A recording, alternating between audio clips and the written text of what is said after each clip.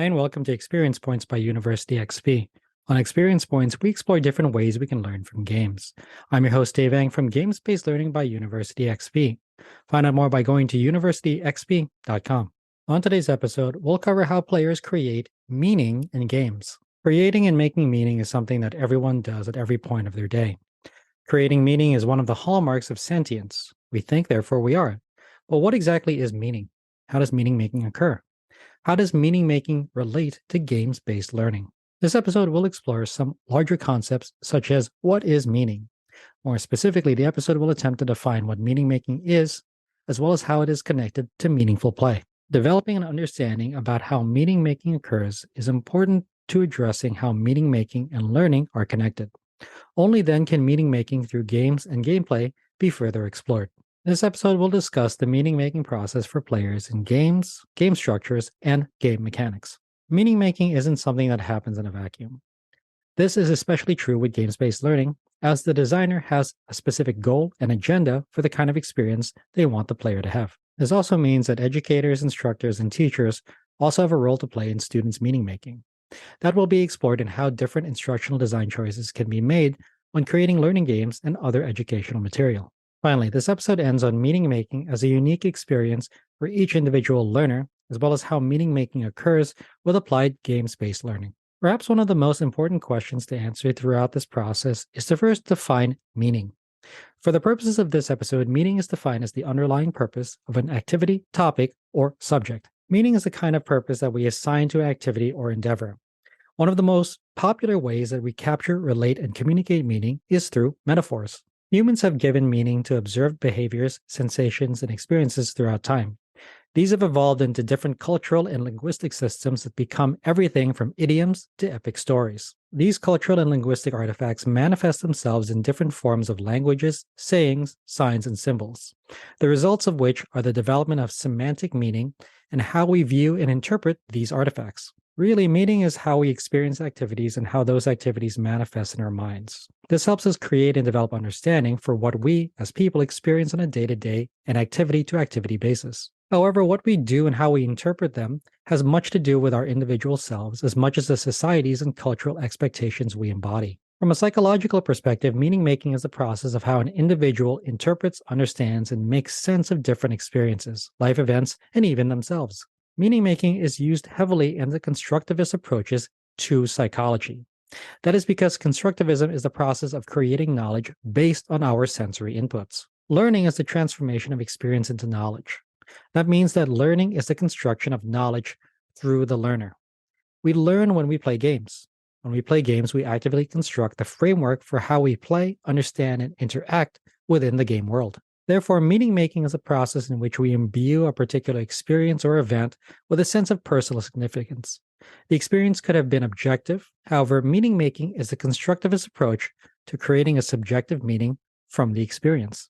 Meaning-making is important because meaning-making is something that humans do as a part of our everyday lives through the different activities and experiences that we endure.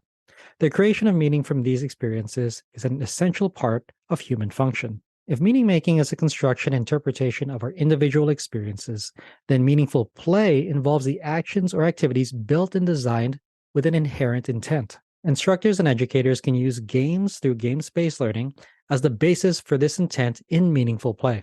Likewise, sports and other physical activities could be designed around the outcome of aerobic exercise, teamwork, and cooperation. These outcomes could be inherent through the activity itself or reinforced through specific coaching, mentorship practice, or guided activities. Such as the origin of recess as a time for children to exercise and socialize with one another.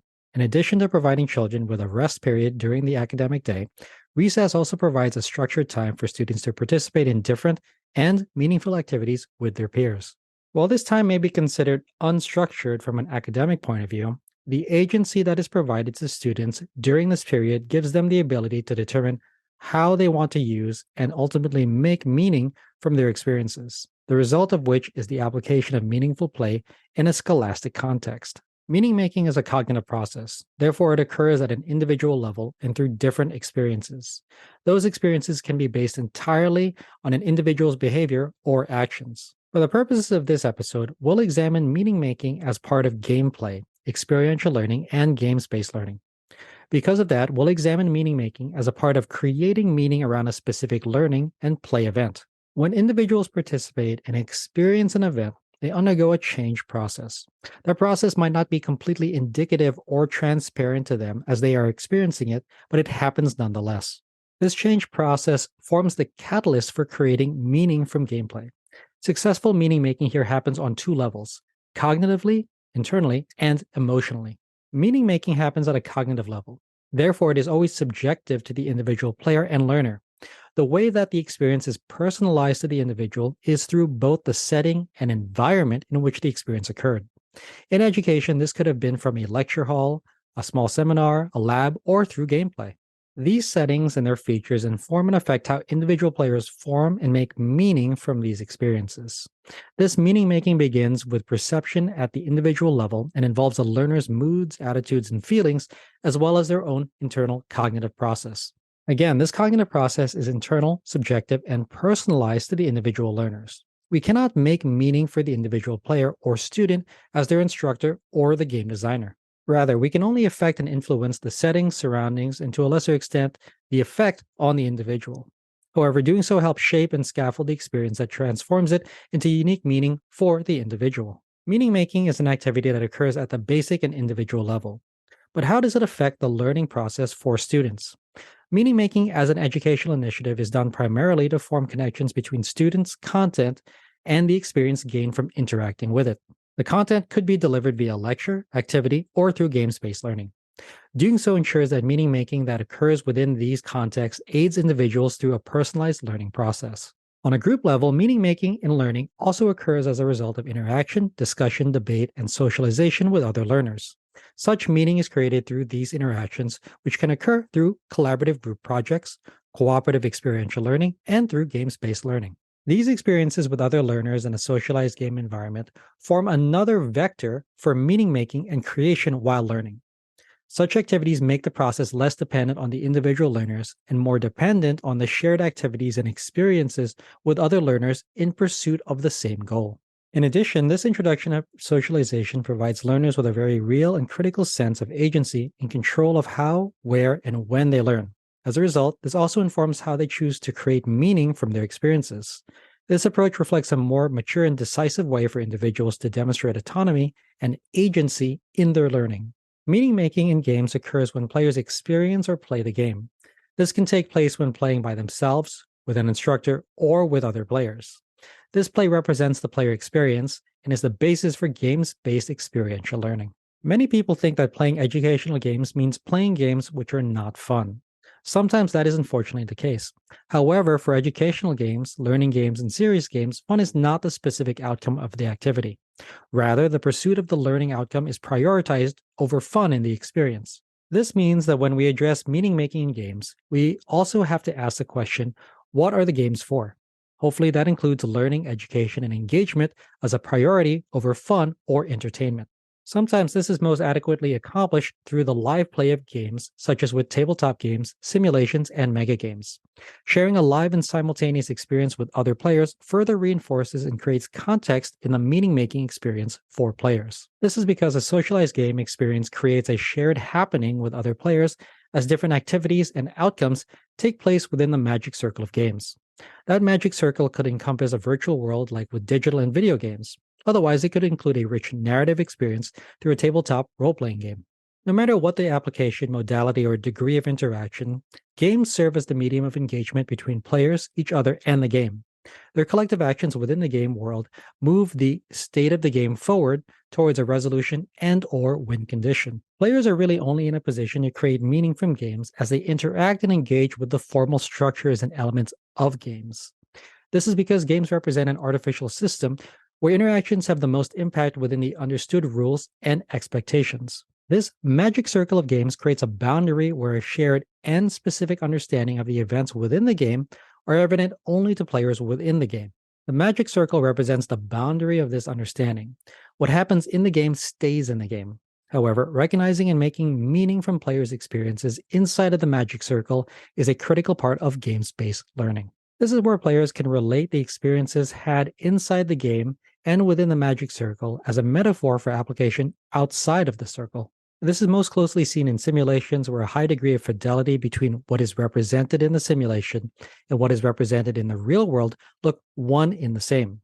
However, games can also be used as metaphors to relate different experiences and learning outcomes to players using a game structure as a framework for learning. Games used for such educational purposes create a sandbox for players. Here, students can use the unique scenario, conditions, expectations, and rules of the game to govern why and how they accomplish a certain goal. Players can then take the outcomes of these formal structures and create new information about the game world and the knowledge contained within the magic circle. Such a leap occurs with role playing games, where the interactions between players, the world, and non player characters create new knowledge and new meaning making opportunities for players within the game. These actions taken within the game provide players with the decision space and agency with which to create new experiences and new meaning making opportunities inside of the game. Meaning making occurs when players and learners engage with materials, their classmates, and participate in experiences. Games can form those experiences, but the way that players engage with those games and create meaning can differ. This is mostly due to players looking to define modes of engagement and interaction within the game. Most of the time, this includes engagement with the different game mechanics, which are often prescribed and formulaic. These form the basis of player literacy with different types of games and what they can achieve by applying what they've learned from playing other first person shooters, worker placement, or social deduction games. This type of engagement with the game's mechanics forms a feedback loop between the player and the game. Done enough times, this forms the core loop of feedback for the player over the course of their play. These feedback loops in games represent many different forms and functions. Some of the most common ones are dialogue trees in role playing games for interacting with different non player characters within the game world. Such interactions form a progression for the player through the world and through the story. This progression informs and changes how players make meaning from this experience. While dialogue trees may have opportunities for players to fail and restrict access to certain story or character progressions, it doesn't always have to be this way for all games. Rather, games can provide players with active feedback loops, which allow players to keep playing and retrying parts of the game in order to progress. This leads to players learning how to grok or play the game well enough in order to progress at an accelerated pace. This involves determining which strategies are more effective that keep within the rules and structures of the game. Such play provides players with the ability to define and author their own experience while also expanding their own game literacy. The interaction of players within the game, with the game, and with elements of the game informs and shapes the dynamics of the game. These game dynamics represent larger game systems within which ultimately form the player experience and create the primary platform where players create meaning from that experience. However, those game dynamics are first and foremost formed through the choices and direction of the game designer. The game designer serves as the author and the arbiter of the player experience. They play a dialogic role between their intent and the ultimate experience and meaning making of the player. Whether they know it or not, designers always have an ideal player in mind. Sometimes that player is themselves or other players like them. Otherwise, they could be designing a serious game for a specific learning outcome intended for a specific audience. In either case, designers rightly seek to make their game as engaging as possible in order to keep players interested and connected. This interaction between player choices and designer direction is one of the ways in which games as a medium shape and form how players make meaning from games. Sometimes the result of this design is the player extracting the exact experience intended for them by the designer. Sometimes it could be the complete opposite. In either case, the players engage with the circumstances created by the designer in which they create meaning. Though players don't always have to engage with the game as intended by the designers. Rather, they can mod or modify games in order to further their own agency and artistic license. Doing so ensures that they take advantage of the greater dynamic in the game and help to form and shape the culture around a specific title. Such accessibility to the game design is not necessarily a bad thing. In fact, including students in a meaningful development process for serious games can be a useful activity for actively engaging them and achieving stated learning outcomes. Game designers, and by extension instructors, act as the sense makers in the game design experience. As such, the designer must create with intention for what they want their players and their learners to sense and experience when playing their games. Sometimes those choices could be radically different depending on the intent versus the outcome when designing for the experience. With this in mind, designers should take an empathetic approach to the design process in order to facilitate meaning making. That approach includes 3 different ways in which users experience play and experience serious games. They include a user-centered approach focusing on the player or student, a product-centered approach focusing on the game, or learning content and an interaction-centered approach focusing on the game mechanics or dynamics. By utilizing these approaches, designers can more accurately curate the type of experience they intend their players and users to have. However, in practice, instructors should also make use of active discussion, debriefing, and review in order to illuminate and synthesize key learning. This is an active and critical process of experiential learning and a cornerstone of applied games-based learning. This is because a key to meaning making is allowing students to demonstrate their understanding of the content and how they have interpreted it. This often takes place in well-known reflective activities such as journals, reports, and summaries. However, instructors can make use of other game elements that facilitate this reflective process. One such approach could include serious games where scoring conditions are based on the main discrete takeaways that they have gained from an activity. Another could include how players' relationships have changed with one another after playing the game. The way players reflect on their play of the game should be determined by the instructor. However, the critical element is that players can demonstrate and personalize the way that they make meaning of their experience in a manner that makes most sense for them. Sometimes this could include probing questions from students who may be uncomfortable or ill at ease in their responsibilities for fulfilling such an assignment. Despite this, instructors should dedicate time and attention to students' inquisitiveness. Meaning making is a wholly subjective and likewise unique experience. Two students playing the same game with the same instructor will interpret the experience differently from one another. This is an expected outcome as individuals are known to give meaning to their experiences informed wholly by their physical, emotive, and social factors. These three different factors could play a very critical role for serious game designers as they seek to curate the player experience. Addressing how players physically interact with a game, the emotions that are generated, and who they played with greatly informs individuals' meaning making. Therefore, these considerations should be made in line with the stated learning outcomes of serious game design. Likewise, students should also be challenged outside the game to summarize and synthesize their meaning-making experiences through unique and applicable reflective activities.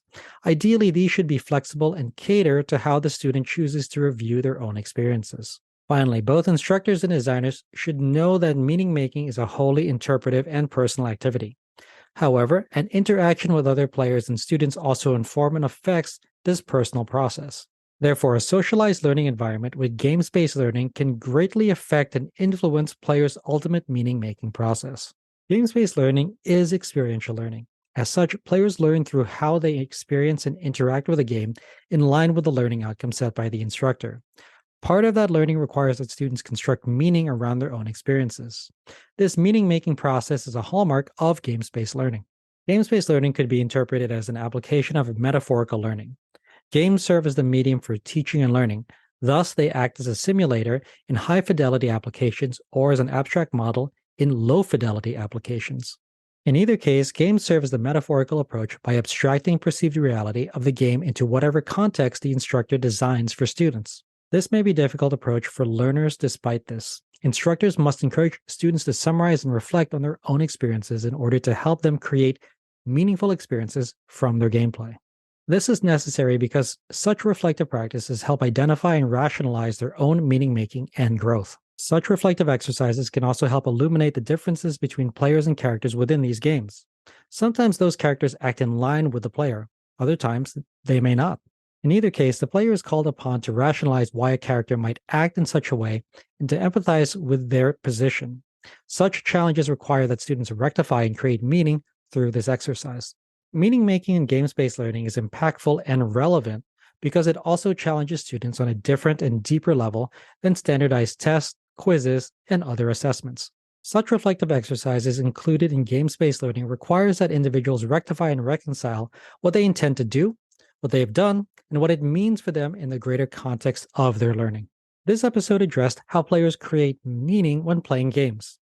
The definition of meaning was discussed, as well as the process of meaning making. Meaningful play was covered as an early approach to games-based learning. The steps by which individuals make meaning from their experiences was also discussed. The concept of meaning making and learning was covered, and how this approach is closely related to meaning making in games. Players' meaning-making experiences were discussed in relation to formal game structures and game mechanics. While meaning-making can and does occur between players and the game, the design process also creates a dialogue between the designer and the learner. As such, game design choices were discussed and how to best encourage this meaning-making activity for players. Finally, meaning-making as unique experiences were discussed, as well as how the practice can be used in applied games-based learning. I hope you found this episode useful. If you'd like to learn more, then a great place to start is with my free course on gamification. You can sign up for it at universityxp.com/gamification. You can also get a full transcript of this episode, including links to references in the description or show notes. Thanks for joining me. Again, I'm your host, Dave Ang from Games-Based Learning by University XP. On Experience Points, we explore different ways we can learn from games. If you like this episode, please consider commenting, sharing, and subscribing. Subscribing is absolutely free and ensures that you'll get the next episode of Experience Points delivered directly to you. I'd also love it if you took some time to rate the show. I live to lift others with learning, so if you found this episode useful, consider sharing it with someone who could also benefit. Also, make sure to visit University XP online at universityxp.com. University XP is also on Twitter at university_XP and on Facebook and LinkedIn as University XP. Also, feel free to email me anytime. My email address is dave@universityxp.com. Game on.